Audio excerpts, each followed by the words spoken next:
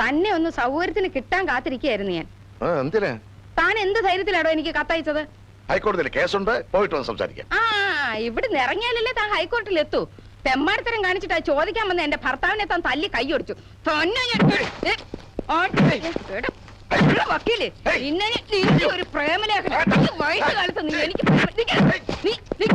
നിന്നെ ഞാൻ ശരിയാ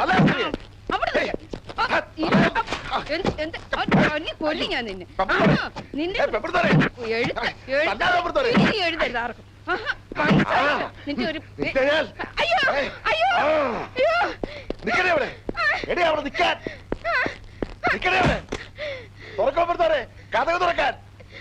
തുറക്കാനാ പറഞ്ഞത്. അയ്യോ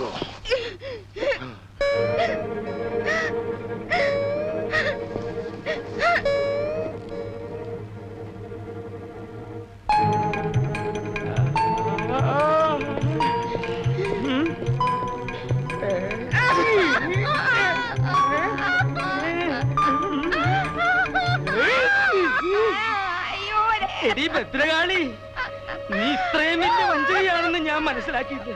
പട്ടാപ്പകല് ഞാൻ അപ്പുറത്തുള്ളപ്പോ കാമുകനെ വിളിച്ച് അകത്ത് കയറ്റിയെങ്കിൽ എനിക്ക് മതി, എല്ലാം മനസ്സിലായി.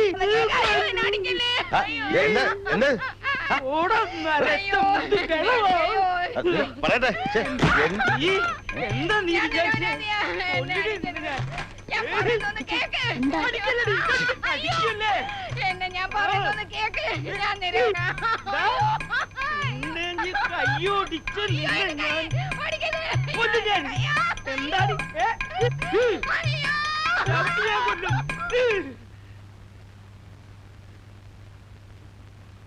എന്റെ കർത്താവെ, ഏതൊന്ന് കാഞ്ഞൂന്നാ തോന്നണേ. ചിലപ്പോ രണ്ടെണ്ണം കാഞ്ഞിട്ടുണ്ടാവും.